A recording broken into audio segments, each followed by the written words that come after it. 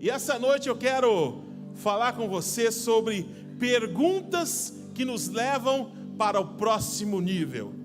Olha para o irmão que está do seu lado e diga para ele assim: perguntas que te levam para um novo nível, uma nova fase na sua vida. Essas perguntas, irmãos, poderosas, que são na Bíblia, elas revelam qual é o nosso nível espiritual, qual é a direção que nós temos tomado na nossa vida, qual é a mentalidade e qual é o destino que nós temos tomado para as nossas jornadas, para a nossa jornada como cristão. Faz para o seu irmão assim, ó, silêncio, isso. Fala para o seu irmão, aquieta aí, calma aí, isso. As perguntas, e principalmente na Bíblia, quando nós olhamos o ministério de Jesus, foram várias perguntas poderosas e precisas, que modificaram destinos, que revelaram milagres estrondosos na vida daqueles que ouviram e andaram com Jesus. Eu quero trazer para você, irmãos, no livro de Lucas, capítulo 24, algumas perguntas que Jesus fez nesse capítulo, e algumas perguntas que foram feitas nesse capítulo, que levaram a igreja para um próximo nível, que levaram aqueles que estavam naquele momento crucial. Capítulo 24 vai contar a história da ressurreição, a história daquelas mulheres que chegaram no túmulo de Jesus e encontraram um túmulo vazio. A perspectiva daquelas mulheres era ir até o túmulo, achar ali um morto. Elas levavam especiarias, perfumes, e isso era o que estava movendo o coração delas. Todos os seguidores de Jesus estavam naquele momento com seus corações tristes. Era um momento de muita tensão, de muita pressão. E nesse momento, quando essas mulheres chegam ao túmulo, diz a Bíblia aqui em Lucas capítulo 24, que surge a primeira pergunta que iria levar os seguidores de Jesus para um novo nível. Essa semana nós tivemos a conferência Next Level, próximo nível, próxima fase. E aqueles que irão viver e que estão vivendo o ano da multiplicação, precisam entender essa nova fase, esse novo momento. Há uma fase nova emergindo na vida da igreja, na vida da comunidade cristã, em sua honra, na vida da tua família.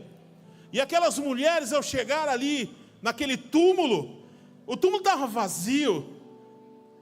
O primeiro pensamento daquelas mulheres foi: roubaram o corpo de Jesus. Mas de repente, o lugar todo é iluminado.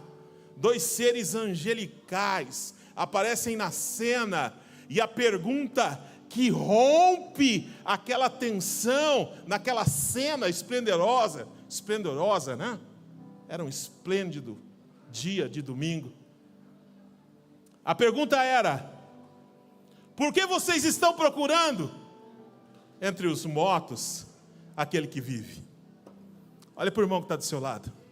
Pergunta para ele assim: por que você está procurando entre os mortos aquele que vive? Olha, irmãos, essa pergunta pode até parecer algo assim, tão simples, tão pequeno, mas ela teve um impacto tão grande para os seguidores de Jesus. Ela mudou o curso daquele momento, daquela tensão e daquela pressão. E essa pergunta, irmãos, se a gente fosse trazer ela para a nossa atualidade, seria: por que é que você está buscando a solução dos seus problemas no mundo? Por que é que você está procurando a solução dos seus problemas em tantas coisas que você não tem controle? Nas suas finanças, na opinião das pessoas, nas suas posses. Por que você está procurando aquilo que não pode trazer vida abundante para a tua vida, vida completa para você, em lugares que não tem isso para te dar, em lugares que no final vai te trazer frustração, vai te colocar sempre em uma rota de frustração. As perguntas, irmãos, elas são impactantes. Você há de convir comigo que quando Adão e Eva pecaram, quando Deus vem até o jardim para visitá-lo, houve uma pergunta impactante, dizendo: Adão, onde é que você está? Cadê você, Adão? Quando Elias, depois de ter feito tudo aquilo que ele fez, e foi ameaçado por Jezabel, e foge, Deus faz 2 vezes a mesma pergunta para ele: Elias, o que você está fazendo aí? O que você está fazendo nessa caverna? O que você está buscando, indo por esses caminhos que você está indo? Você está entendendo, irmãos, aonde Deus está te levando nessa noite? Aquilo que Ele está perguntando para você: por que você está indo por esses caminhos? Por que você ainda está aí? Quando Pedro errou e negou a Jesus, houve 3 perguntas para ele também: Pedro, tu me amas? Pedro, você realmente entendeu o meu amor? As perguntas revelam o que tem dentro do coração, irmãos. E todo aquele que vai viver o novo de Deus, a multiplicação de Deus, precisa entender que esse mover, ele não pode estar baseado em nada que nos leve a uma rota ou um caminho fora daquilo que Deus tem para nós. Agora, é claro, irmãos, que na nossa caminhada como cristão, existem momentos terríveis, existem momentos de aflição, existem momentos de dificuldades. Quem é que não passa problema? Levanta a mão aí, que eu quero depois do culto falar com você. Todo mundo tem problema. O próprio Jesus alertou cada um de nós: no mundo tereis o quê? Problemas são inevitáveis. Irmãos, como seria bom acordar um dia e ouvir uma notícia do tipo assim: olha, inventaram uma pílula, você toma e não tem mais problema. Inventaram uma vacina, um antídoto, né? Como é que fala essa palavra, pastor? É isso mesmo? Um antídoto contra problema, não tem mais problema. Tomou a vacina, agora você está imune aos problemas. Que bom seria, irmãos, se a gente tivesse, né, alguma dessas coisas, mas não existe. E quando estivermos aqui nessa terra, vão se levantar problemas, e às vezes são problemas de uma violência e de uma rapidez, que você diz assim: meu Deus, como é? E da onde que saiu isso? É tão forte, é tão grande, que arranca o nosso chão, que arranca o nosso fôlego, que nos faz perder e ficar atordoado. Assim são os problemas, são as dificuldades, elas vêm sobre nós. Jesus falou sobre isso, e é esse ponto que eu quero chamar a tua atenção, porque aqui em Lucas 24, nós temos aqui também 2 discípulos. Esses 2 discípulos estavam, irmãos, assim como os outros discípulos, atordoados. Eles não esperavam que Jesus ia ser crucificado. Apesar de Jesus ter dito tantas vezes para eles: olha, eu tenho que ser crucificado, eu tenho que morrer, ao 3º dia eu vou ressuscitar. Eles não estavam crendo naquilo que aconteceu. Eles tinham-se um pensamento que agora acabou tudo, agora a gente não sabe nem o que vai fazer, vou voltar a ser pescador. O outro estava atordoado, todos eles estavam atordoados. O problema se levantou de uma maneira terrível. Mas aqui em Lucas a gente vê 2, diga comigo, 2 discípulos. A Bíblia diz que esses 2 discípulos estavam ao caminho para Emaús. Coisas que você precisa entender aqui, e eu quero que você entenda, para que você perceba o que está acontecendo. Emaús era uma cidade a 11 quilômetros de Jerusalém. Talvez para nós que usamos carros, né, motos, 11 quilômetros seja uma coisa muito sem significância.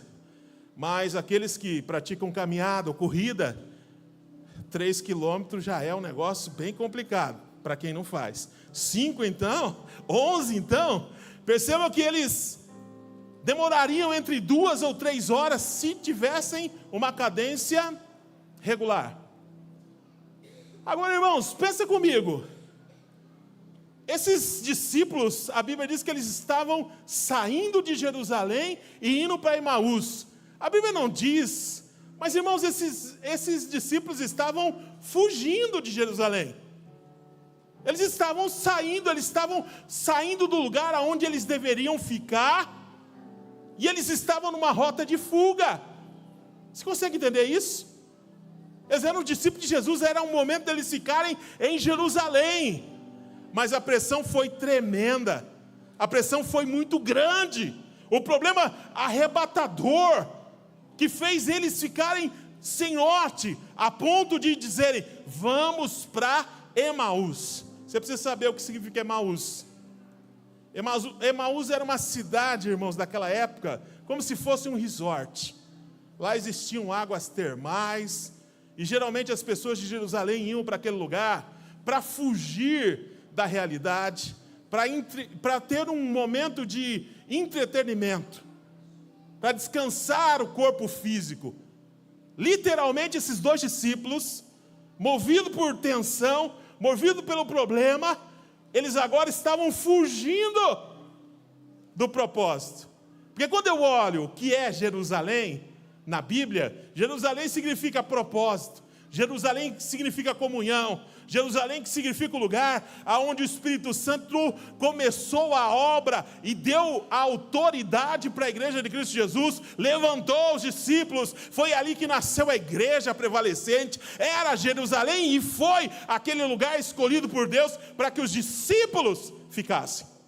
Mas dois discípulos, movidos por tensão, movidos pelo problema, tomam a decisão de ir para Emaús, fugir, ir contra aquela situação. Pergunto, irmãos, para você, quantas vezes você saiu da posição e do propósito que Deus chamou você por conta dos problemas? Talvez você tenha, nesse exato momento, estado ou estando, fugindo do propósito que Deus chamou você para fazer, para ser. Talvez você tenha saído ou saiu de Jerusalém e você talvez até já esteja em Emaús, um lugar onde você vive no entretenimento, você vive o dia como qualquer outra pessoa normal, está muito difícil, está muito desgastante, vamos assistir uma série da Netflix, né? E o tempo vai passar e eu esqueço dos meus problemas. Não tenho nada contra a série da Netflix, tá, irmão? De vez em quando eu assisto também, mas eu só quero chamar a tua atenção. Às vezes, na grande maioria das vezes, a gente toma esse mesmo caminho que esses dois discípulos no caminho de Emaús tomaram. Quantas vezes na dor, quantas vezes quando está ferido, você decide, não vou mais nessa célula, não vou mais nessa igreja, não vou mais, me feriram, não vou mais. Não vou, parou, chega, não quero mais saber de nada, não me chame para a célula, não me chame para fazer nada, porque eu não quero, encontro, não vou. Indo para Emaús, fugindo do propósito. Jerusalém é o teu propósito. E a Bíblia diz, aleluia, pode dar glória a Deus aí. E a Bíblia diz, irmãos, que esses dois discípulos, no caminho de Emaús, eles começam a falar um com o outro. Eles começam a dizer o que estava dentro do coração deles. E a Bíblia diz que Jesus, nesse momento, Jesus se aproxima deles, mas aconteceu algo tremendo. Jesus não foi reconhecido por eles, irmãos. Eles não conseguiram reconhecer que era Jesus que estava chegando ali. Algumas pessoas podem dizer assim, mas você não vai reconhecer Jesus, porque você é um sem espiritualidade, você não tem unção, por isso você não está vendo Jesus na caminhada, porque se você tivesse unção, você ia reconhecer Jesus em todas as situações. Irmão, cá entre nós aqui, se você tem um pouco mais de caminhada cristã, tem momento ou não tem? Que parece que não tem ninguém, parece que nem oração sai do quarto, parece que está difícil, parece que está batendo no teto.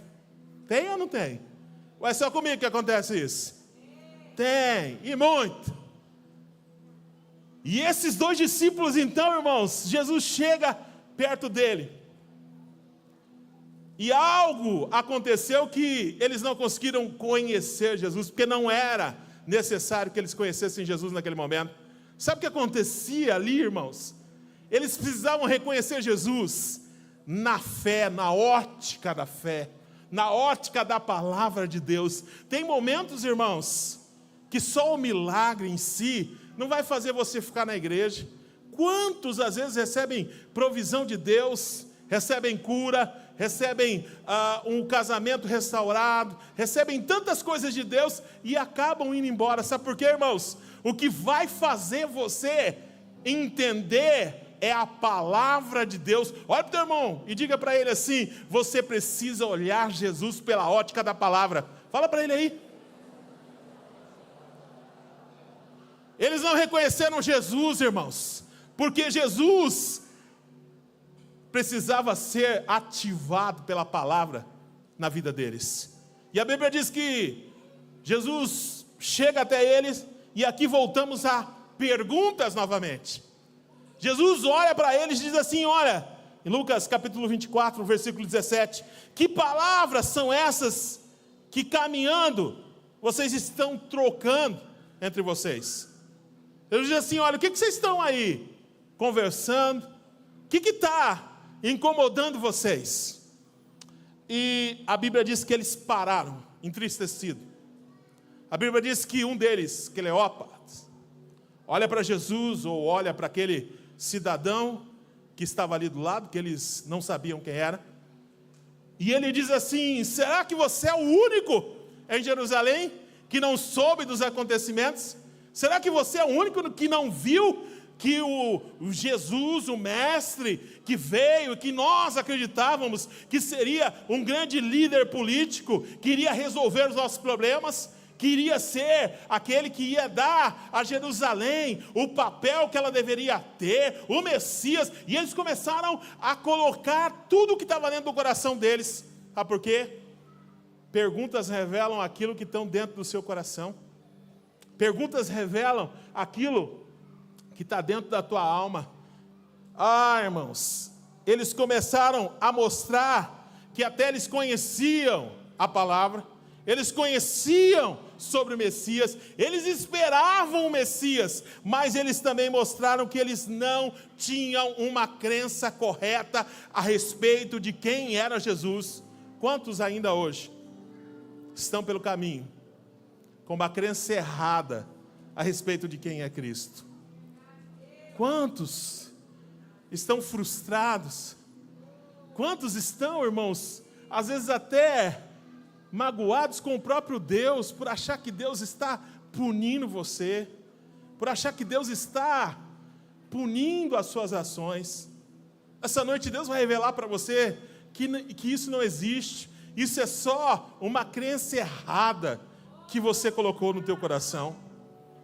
E esses discípulos então, irmãos, começam a abrir o coração e mostrar qual era o verdadeiro problema. E se a gente fosse colocar essa pergunta na atualidade, e se Jesus fosse fazer essas perguntas para você hoje, seriam perguntas nesse cunho, preste atenção. Que história você está contando para você mesmo, todos os dias quando você acorda? Por que as suas conversas estão cheias de preocupação? Por que você continua achando que Deus esqueceu de você ou desistiu de você? Quando foi que você começou a achar que Deus parou de te ouvir? Ou que Deus te colocou no cantinho do castigo? O que domina a sua mente? É o diagnóstico que você recebeu do médico? É a notícia ruim que chegou e bateu na tua porta? Ou você está seguro nas promessas de Deus? Essa é a pergunta que Jesus fez para aqueles dois discípulos em fuga. E é a pergunta que Deus está fazendo para você nessa noite. Onde foi que você parou? Onde foi que você desistiu? Por que você deixou de acreditar? Por que você abandonou a sua fé? Por que você retrocedeu? Hoje à noite, de um confronto, mas não de um confronto aonde Deus quer te humilhar, te envergonhar. Esqueça disso. Isso é a religião que prega. Você não vai ver aqui Jesus dizendo: vocês, seus discípulos, vocês estão desertando? Vocês estão voltando para trás? Vocês são uma vergonha para os discípulos. Vocês vão ficar marcados na história como os discípulos mais desonrados que a Bíblia poderia marcar. Alguém viu isso na Bíblia? Não existe isso. Sabe por quê? Porque Jesus, aqui nesse momento, acabara de ser ressuscitado pelo poder do Espírito Santo. Imagine, irmãos, aquele que tem um nome que é sobre todos os nomes, agora trava a agenda dele. Você está me entendendo o que eu estou dizendo, tá? Estou aqui fazendo uma exposição. Jesus, Todo-Poderoso, trava a agenda dele para atender 2 fujões. Você entende isso? Quantas vezes a gente desiste das pessoas por muito pouco, e Jesus agora trava a agenda dele. Ô meu irmão, nós estamos falando de Jesus ressurreto, Jesus que havia ressuscitado, e Jesus agora diz assim: tudo bem, vou travar a minha agenda, essa caminhada de 2 horas, 3 horas, eu vou fazer ela com vocês. E a partir desse momento, irmãos, começa uma escola. Quem aqui é do tempo da escola bíblica? Levanta a mão aí. Escola bíblica. Começa uma escola bíblica itinerante, podemos dizer assim. Jesus trava a agenda dele e diz: tudo bem, eu vou ficar com vocês nesse período. Eles não sabiam que era Jesus, mas o Jesus Todo-Poderoso aqui diz: eu vou ficar com vocês. E Jesus começa então, irmãos, aquilo que seria um grande e poderoso estudo bíblico naquela caminhada de 11 quilômetros. A Bíblia diz que lá em Lucas, capítulo 24, versículo 27, e começou por Moisés e por todos os profetas. Diga assim: por Moisés, por todos os profetas, explicando-lhes o que deles, ou seja, do que eles falaram de Jesus. Presta atenção em mim aqui, irmãos. Você não está entendendo. Jesus travou a agenda dele. Ele poderia ter ido, irmãos, para o céu. Ele poderia, já tinha pago lá na cruz do Calvário o preço de sangue. Agora tem 2 camaradas aqui que estão desistindo, saindo do propósito, e Jesus vai ficar com eles 2 horas, 3 horas, e mais, Jesus vai começar a dar uma aula em detalhes para eles. Você já parou para pensar como é que foi essas 2 horas? Quem já parou para pensar? Sabe, irmãos, Jesus pegou eles pela mão e disse: espera aí, vocês estão com um problema, eu vou te ajudar, mas sem jogar o problema na tua cara. Eu vou te ajudar sem dizer que você está fazendo a coisa errada na tua vida. Você já ajudou alguém, irmãos, sem poder dizer para ela que ela estava errada? Só dando para ela as informações, só dizendo para ela as verdades, mas deixando ela tomar a decisão? Jesus podia, irmãos, naquele momento dizer assim: ei, sou eu, Jesus, olha aqui, olha aqui, olha aqui, e os anjos virem, cantarem, fazerem um espetáculo ali, e aqueles 2 discípulos entenderem um milagre poderoso, entenderem quem estava com ele. Mas não aconteceu assim, e não vai acontecer assim na tua vida. Respeito, irmão, se um anjo aparecer lá na tua casa. Na minha nunca apareceu. Se apareceu na tua, glória a Deus. Mas raramente o anjo não vai aparecer na tua casa. Você vai ter que entender a palavra e deixar a palavra revelar Jesus para você. Você vai ter que deixar Jesus ser revelado para você pelo evangelho da graça de Cristo. É esse evangelho que muda a tua vida. Quantas vezes você tenta mudar as pessoas, irmãos, pela tua opinião, pelo teu jeito? Jesus não fez isso. Jesus travou a agenda dele e disse: espera aí, vamos ensinar a palavra, Vamos mostrar o evangelho da graça. E algumas pessoas dizem assim: mas o Antigo Testamento, é só lei, não vou ler, é só lei, é só lei. A graça está lá, só lá nos escritos de Paulo, né? Muito bonito, também está lá. Mas percebam que Jesus, ele faz aqui uma jornada com esses homens, com esses 2 discípulos, começando por Moisés. Eu fico imaginando, a Bíblia não traz, mas a gente pode conjecturar. Jesus dizendo para eles: vocês lembram o que está escrito lá em Gênesis capítulo 3, versículo 15?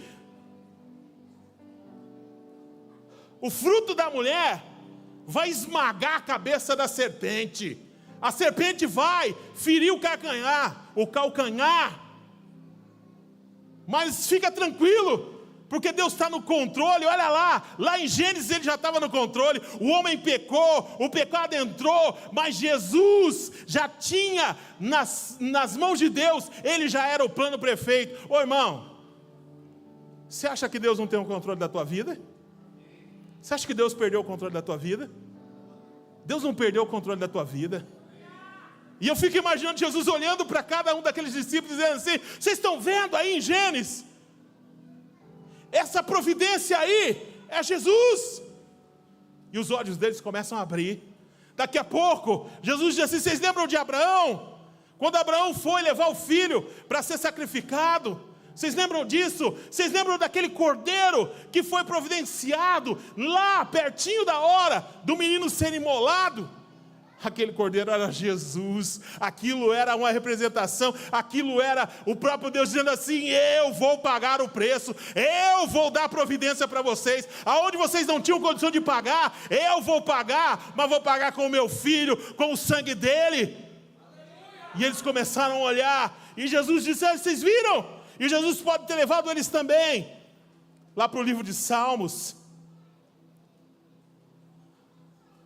E lá Jesus mostra a ele que o próprio salmista já fazia versos dizendo: o meu santo não verá a morte, o meu santo não ficará preso nos aguilhões da morte. E ele dizia para aqueles discípulos: olha aí, até o salmista já estava dizendo e profetizando sobre Jesus Cristo. Ele pode ter ido para Isaías capítulo 53 e proferido aquele verso tão poderoso que diz assim: mas ele foi ferido por causa das nossas transgressões e moído por causa das nossas iniquidades. O castigo que nos traz a paz estava sobre ele, pelas suas pisaduras nós somos sarados. E ele deve ter olhado para eles e disse assim: olha aí, ele está falando de mim. Não podia falar que era dele, ele está falando de Jesus. Ele está falando de Jesus. E ele deve ter levado eles também lá para Daniel, capítulo 7, versículo 3, onde o próprio Daniel disse assim: olha, vi uma visão, e eis que vinham nuvens do céu, como um filho do homem, e dirigiu-se ao ancião de dias, e fizeram chegar até ele, e foi-lhe dado domínio, a honra, o reino, para que todos os povos, nações e línguas o servissem. O seu domínio é um domínio eterno, que não passará. O seu reino tal, que não será destruído. Ele deve ter levado para eles e disse assim: o Daniel falou sobre isso, ele vai ter um reino eterno. Vocês estão olhando para a cruz e estão imaginando que aquilo foi uma derrota. Não foi uma derrota, aquilo foi o pagamento de uma dívida, e agora está inaugurado o reino de Deus. Vocês estão entendendo o que vocês estão deixando para trás? E Jesus tomou esse tempo, irmãos, inserindo e mostrando para eles o evangelho da graça de Deus, o genuíno evangelho da graça de Deus, mostrando a eles que não era a hora de desistir, mostrando a eles que não era a hora de retroceder, mostrando a eles que era a hora de ativar dentro deles o evangelho da graça, que nos faz entender, irmãos, que o lugar que nós temos que estar é Jerusalém, é o lugar do propósito, é o lugar onde Deus está trazendo multiplicação, é o ano da multiplicação, irmãos. É um ano onde nós vamos multiplicar nas finanças, nós vamos multiplicar nos relacionamentos, igrejas, células, nós vamos multiplicar. Quantas empresas vão crescer, vão surgir, mas você precisa entender que é o evangelho da graça que te coloca na posição correta, não é religião. Como eu disse para vocês,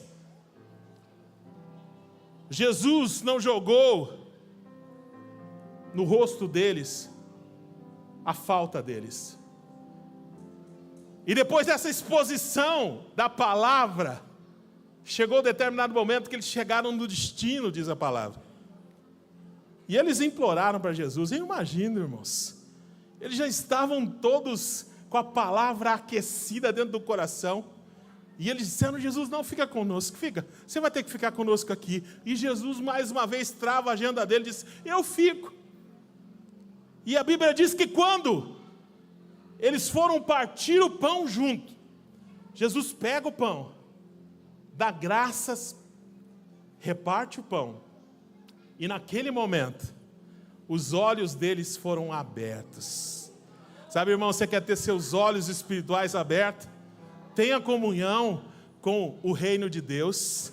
Tenha comunhão com a palavra de Deus. Oh, meu irmão, seria muito cômodo para qualquer pregador aqui vir aqui e dizer aquilo que você não pode fazer, dizer aquilo que você tem que fazer. Ah, meu irmão, aquilo que você precisa fazer, sabe o que é? É ter relacionamento com o evangelho da graça de Deus. Esse evangelho abriu o coração desses homens, abriu os olhos deles de tal forma que agora eles estavam vendo que quem estava todo aquele tempo com eles era Jesus. Oh, meu irmão, você vai chegar nesse ponto de entender que todo esse problema que você está passando aí, Jesus não largou as suas mãos, Ele esteve com você todo esse tempo. Você vai entender, e os seus olhos vão se abrir, e você vai dizer assim: Ele sempre esteve aqui comigo, Ele não te abandonou. Você está enganado, Ele está aí com você. Os olhos foram abertos, mas os olhos não foram abertos só para eles terem uma experiência a mais para contar. A Bíblia diz que a partir de agora, nasce dentro deles uma ativação do Evangelho da Graça, que eles, no depoimento desses dois discípulos, está aqui na Bíblia dizendo assim, ó, eles perguntaram um ao outro: não ardia o nosso coração quando ele falava? O nosso coração não ardia quando ele expunha a palavra, quando ele explicava a palavra? O nosso coração não ardia, Sabe o que é isso, irmãos? Não é emoção, não é sentimento, tudo isso passa. Mas a ativação do Evangelho da Graça dentro do nosso coração, ela não passa, ela muda a direção, ela muda o caminho. A Bíblia diz que depois desse aquecer, dessa convicção da palavra, dessa convicção da verdade de Deus, esses dois discípulos imediatamente, olha para o teu irmão aí e diga para ele assim, ó, imediatamente, rápido, eles se aprontaram e voltaram, sabe para onde, irmãos? Para onde que eles voltaram? Jerusalém. Voltaram para o propósito o mais rápido possível. Eles começaram a olhar e disseram assim: eu não posso ficar aqui, esse não é o meu lugar é Jerusalém, o meu lugar é propósito. Ô meu irmão, você não pode ficar lá dia de domingo na sua casa, dia de domingo você tem que estar aqui na igreja, você não pode ficar na sua casa dia de célula, você tem que estar no meio da comunhão dos irmãos, é em Jerusalém que você tem que estar. Você entende isso? Eles foram impactados de tal forma que eu imagino que se eles levaram 2 horas para ir, a volta foi instantânea. Eles falaram: eu tenho que falar para aqueles outros cabeçudos que ficaram lá, eles estão com medo, mas agora a gente entende, estava lá, estava tudo lá, está lá, desde Moisés, desde os profetas, nos Salmos, está lá. E eles foram correndo de volta. A Bíblia diz que eles voltaram, e aqui eu quero fazer mais uma parada e te fazer pensar em algo. Se Jesus abriu a agenda, se Jesus se importou com 2 discípulos fugindo do seu chamado, Você acha que Ele não vai se importar com você, meu irmão?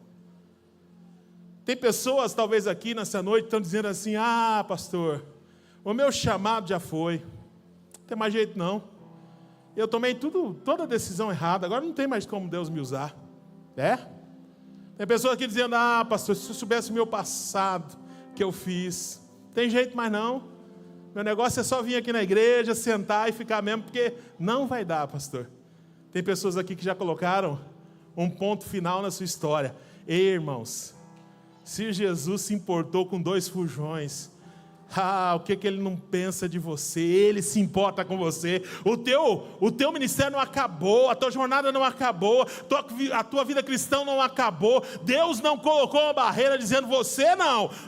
Meu irmão, você é chamado para participar do reino de Deus. Você é chamado para participar do crescimento do reino de Deus. É você mesmo, não.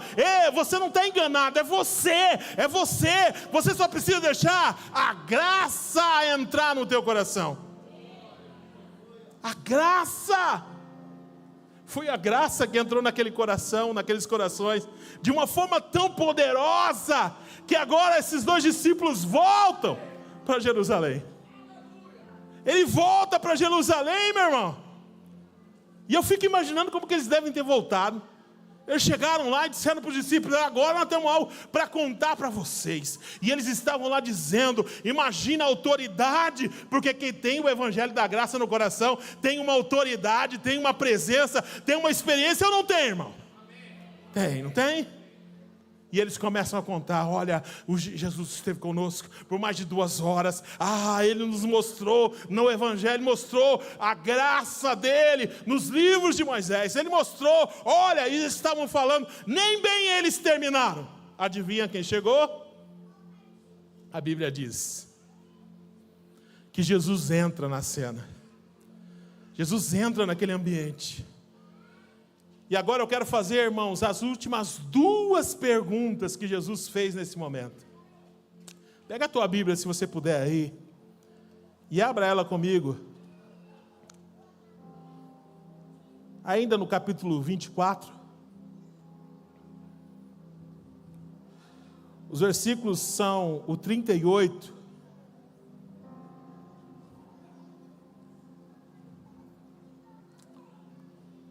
E o 39. A Bíblia diz assim, mas ele lhes disse: por que estáis perturbados? Olha para o irmão que está do seu lado aí, diga para ele: por que você está assustado? Por que você está assustado? E ele continua: e por que sobem dúvidas no seu coração? Por que você está com dúvida, irmãos, de se lançar nos braços de Cristo dessa noite? Por que ainda você tem dúvida? Jesus rompe aquele momento com essas 2 poderosas perguntas. E se a gente fosse trazer para o dia de hoje, essas mesmas perguntas seriam assim: por que tanto medo se eu estou vivo? Por que tanta dúvida? Por que você está achando que acabou, que não tem mais jeito para você, que a sua situação não tem mais? Não tem, pastor. Essa noite eu venho dizer uma boa notícia para você: tem e vai acontecer, é na tua vida sim. Não é porque eu estou dizendo não, é porque a palavra, ela é verdadeira e poderosa. Você não entendeu? Desde Gênesis até Apocalipse, essa mensagem, ela está cravada. Esse evangelho é poderoso e levanta e coloca discípulos em rota de fuga, agora em rota de colisão, para implantar o reino de Deus nessa terra. Meu irmão, você precisa dar um glória a Deus aí, você precisa dar um aleluia aí. É um chamado de Deus para a tua vida. Talvez você esteja no caminho de Emaús, fugindo do chamado de Deus para você. Eu não sei qual é, eu não sei, você sabe. Ou talvez você já esteja lá em Emaús. Pastor, não quero mais saber de nada, deixa eu no meu cantinho. Vou assistir o culto só pela internet. Online. Tenho nada contra, tá? Os irmãos que estão aí em casa. Glória a Deus. Aleluia. Mas se você vier aqui, irmão, você não vai querer, nunca mais você vai querer só ficar aí na sua casa. Ouse estar aqui domingo que vem, que você vai ver o que é que vai acontecer com a tua vida. Amém? Talvez você esteja ferido, cansado, machucado, achando que está longe demais para voltar, distante demais da igreja para alguém querer você perto, ou distante demais do teu propósito. Hoje, o próprio Jesus está chamando você. O próprio Jesus está chamando você. E você sabe do que eu estou falando. Você sabe do que eu estou falando. Lembra que eu disse para você, e a pastora Daniela disse aqui também, que não foi por acaso. Você não veio aqui só pegar teu filho. Houve uma orquestração dos céus. Irmãos, houve uma orquestração dos céus para que você estivesse hoje aqui e para que você ouvisse essa palavra, para Deus te colocar na rota certa, Deus tirar toda a culpa, todo o medo e dizer: você é filho amado, há um lugar em Deus para você, sim, há algo em Deus para você, sim, há algo em Deus para você, sim.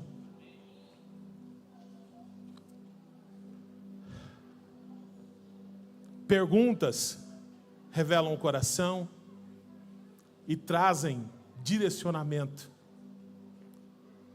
Mas para toda pergunta, há de ter uma resposta. E qual vai ser a tua resposta essa noite? O que você vai responder para Jesus? O que você vai responder para o chamado que Deus tem para a tua vida? Você não pode ficar apático. Ele está falando com você. Ele te trouxe aqui essa noite. Fecha teus olhos aí. Fecha teus olhos. Oh Pai, oh Senhor. Meu irmão, o Senhor está falando com você. É com você mesmo. É com você que Ele está falando. Ele marcou esse tempo para tocar a tua vida com essa palavra, para te direcionar nessa noite, porque tem coisas grandes para você operar no reino de Deus. Meu irmão, coloque a mão no teu coração, eu quero orar por você.